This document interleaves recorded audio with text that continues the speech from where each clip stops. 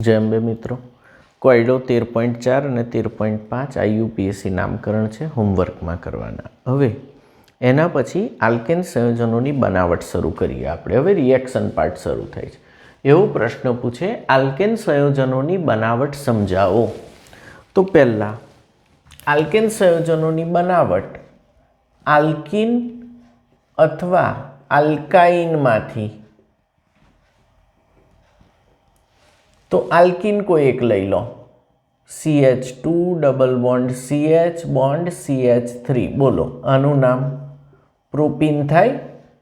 हवे H2Ni अथवा H2PT hydrogen platinum साथे, पेलेडियम साथे अथवा निकल साथे अने खूब गरम करता पाई बंध तूटशे અને H અને H ઉમેરાશે, રિડક્શન થાય છે, પાઈ બંધ તૂટે છે અને H અને H ઉમેરાય છે। તો અહીં થશે CH3, અહીં થશે CH2, અહીં થશે CH3। હું રિએક્શન કેવું થાય છે બતાવું છું। પાઈ બંધ તૂટે છે અને અહીં H ને અહીં H ઉમેરાય છે, તો વચ્ચે એક બંધ રહેશે, પ્રોપીનમાંથી પ્રોપેન બની ગયો। આ પ્રક્રિયામાં હાઇડ્રોજન ઉમેરાય છે એટલે આ પ્રક્રિયાને હાઇડ્રોજીનેશન પણ કહે છે। આ પ્રક્રિયાને હાઇડ્રોજીનેશન પણ કહે છે। વનસ્પતિ તેલમાંથી વનસ્પતિ ઘી, ડાલડા ઘી જે બનાવે છે એમાં આવું હાઇડ્રોજીનેશન જ કરવામાં આવે છે। ઓકે, બીજું ક્લોરો આલ્કેનમાંથી अथवा हेलो आल्केनमांथी आल्केन बनाववुं छे तमारे। तो एमां बे रीत छे। पहली CH3CH2Cl क्लोरोइथेन वत्ता Zn जिंक धातु शेनी अंदर नाखवानी HCl मां ए उमेरो तो H2 वायु उत्पन्न थाय। प्रक्रियानुं नाम छे रिडक्शन। रिडक्शन थशे तो अहींथी Cl जशे अने अहीं H आई जशे। शुं बनशे बोलो जल्दी? CH3CH3 वत्ता बीजुं शुं छूटुं पड़शे? HCl। कारण के आ बंने भेगा थाय तो H2 वायु उत्पन्न करे अने H2 वायु अहीं जईने एक H अहीं आपशे ने एक H अहीं आपशे, Cl HCl तरीके निकળી जशे ने H अहीं उमेराई जशे। हाइड्रोजन उमेरावानी प्रक्रिया एटले रिडक्शन प्रक्रिया। बीजी मोस्ट आईएमपी छे वुड्स प्रक्रिया, जे 12मां पण आवे। CH3CH2Cl आना 2 मोल ले वत्ता 2 मोल सोडियम धातु निर्जल ईथर में प्रक्रिया थाय। सूको ईथर अथवा निर्जल ईथर ए माध्यम छे प्रक्रियानुं। तो अहींथी Cl दूर थशे कोनी जोड़े? Na साथे अने CH3CH2 भेगा थई जशे, बनशे CH3CH2 बॉन्ड CH2CH3। आ एक अणु, आ बीजो अणु। अहींथी केटला Cl निकळ्या? 2, कारण के आनुं संभागी विभाजन थाय छे। केवुं विभाजन? संभागी विभाजन। आनो एक इलेक्ट्रॉन अहीं आवशे अने आनो एक इलेक्ट्रॉन क्लोरीन लई जशे। तो आ जे मुक्त मूलक थशे इथाइल मुक्त मूलक, तेवा 2 एक आई रह्यो ने एक आई रह्यो, ए 2 भेगा थई जशे। 2 Cl छूटा पड्या ए Na साथे भेगा थईने 2NaCl बनावे छे। तो अहीं अगाड़ी इथाइल क्लोराइड मांथी अथवा क्लोरोइथेन मांथी बमणा कार्बन वाळो आल्केन ब्यूटेन बने छे। शुं बने छे? Butane, normal butane. बमणा कार्बन वाळो आल्केन बनावानी प्रक्रिया एटले वुड्स प्रक्रिया। हवे तमने घणीवार आवुं आपे। बीजुं रिएक्शन वुड्स प्रक्रियानुं लઉં છું। CH3CH bond Cl bond CH3 आना 2 मोल होय वत्ता 2Na निर्जल ईथर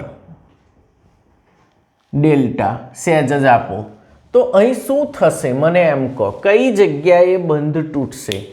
આ તૂટશે, આનું સમભાગી વિભાજન થાય, એક ઇલેક્ટ્રોન આના પર ને એક આના પર.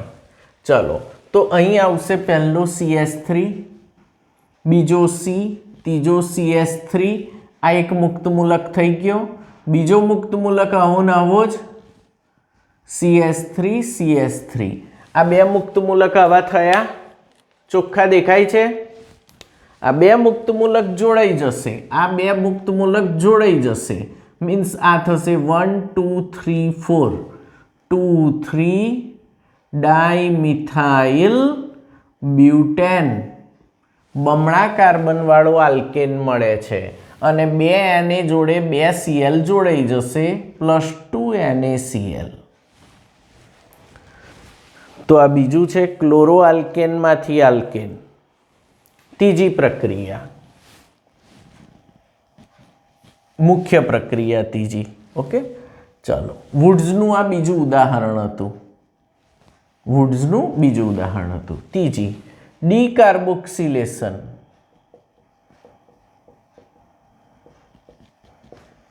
દ્વારા કાર્બોક્સિલિક એસિડમાંથી આલ્કેન બનાવવો.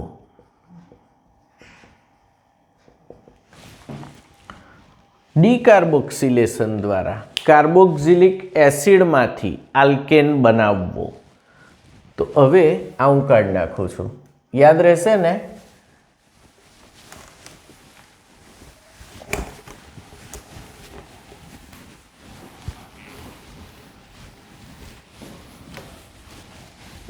ડીકાર્બોક્સિલેશન જોઈએ આપણે.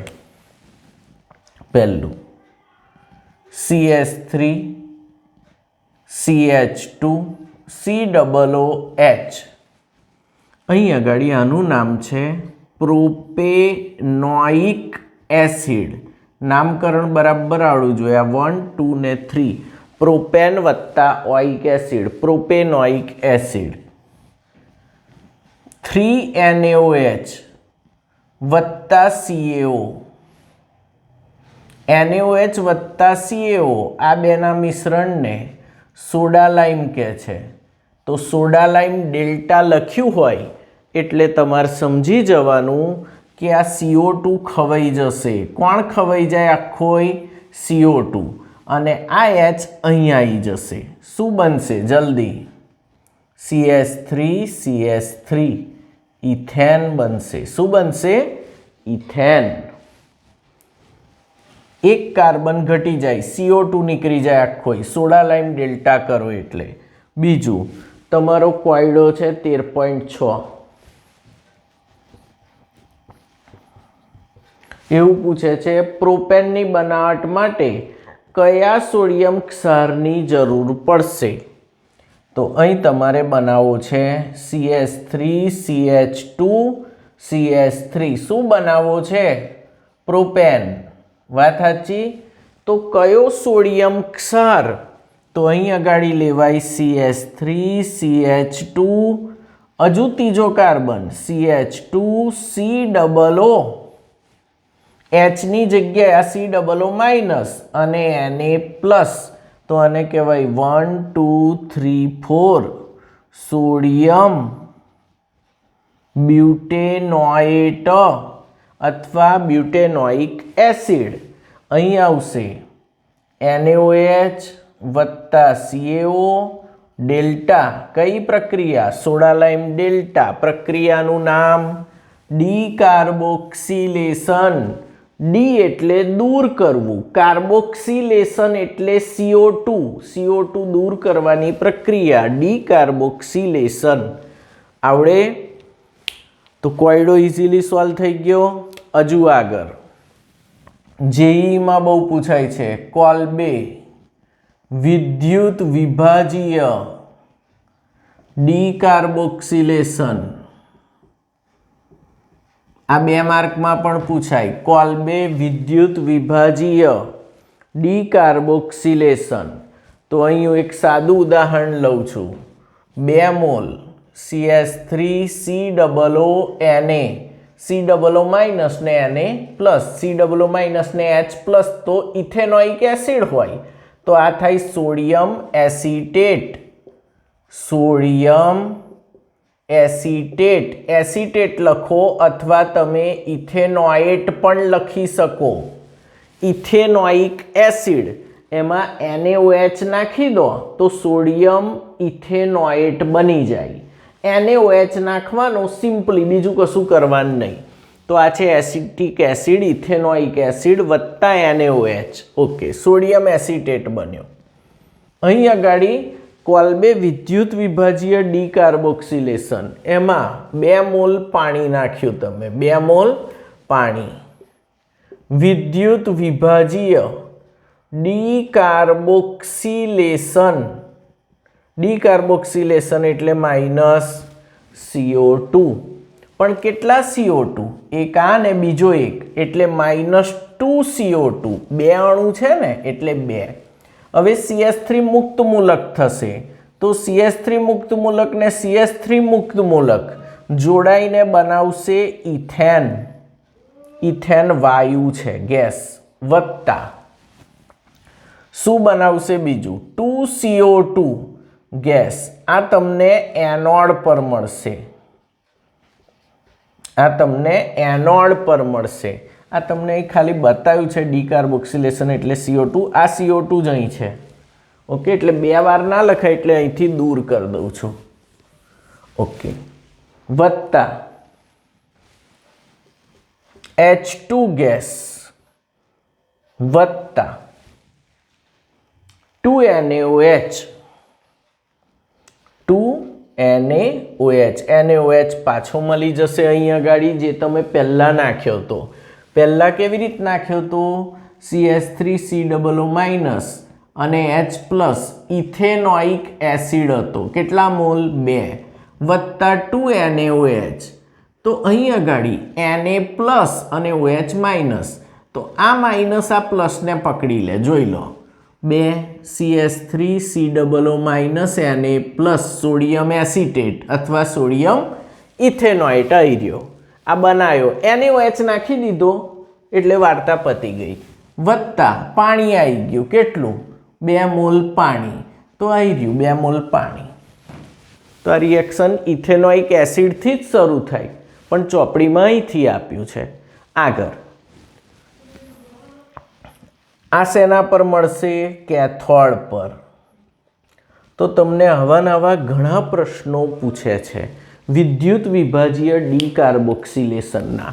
ખાલી તમારે એટલું યાદ રાખવાનું કે અહીં આગળ CH3 મુક્ત મૂલક ઉત્પન્ન થશે. કેટલા CH3 ઉત્પન્ન થશે? 2 CH3. આ એક CH3 મુક્ત મૂલક, આ બીજો CH3 મુક્ત મૂલક, એ 2 શું થઈ જશે? જોડાઈ જશે. તો ઇથેન બની ગયો. CO2 આખો છૂટો પડી જશે. Na શું બનાવશે પાણી જોડ? NaOH, અને હાઇડ્રોજન વાયુ મુક્ત થઈ જશે. કેથોડ પર હાઇડ્રોજન મળે, એનોડ પર CO2 વાયુ મળે. આ બધા બેઠા MCQ પૂછાય છે. કોલ્બે વિદ્યુત વિભાજીય ડીકાર્બોક્સિલેશન સમજાવો. તો કે કોઈ પણ carboxylic acid, ethanoic acid, propanoic acid, butanoic એસિડનું NaOH ઉમેરતા તેનો સોડિયમ ક્ષાર બને છે. એ સોડિયમ ક્ષારનું વિદ્યુત વિભાજન કરતા એનોડ પર ઇથેન મળ્યો, CO2 મળ્યો, કેથોડ પર H2 વાયુ મળ્યો અને દ્રાવણમાં NaOH મળે છે, પાછો મળી જાય છે. તો આટલા રિએક્શન છે. આલ્કેનની બનાવટની પ્રક્રિયાઓ. પહેલી, હાઇડ્રોજિનેશન, આલ્કિન અથવા આલ્કાઇનનું. બીજી,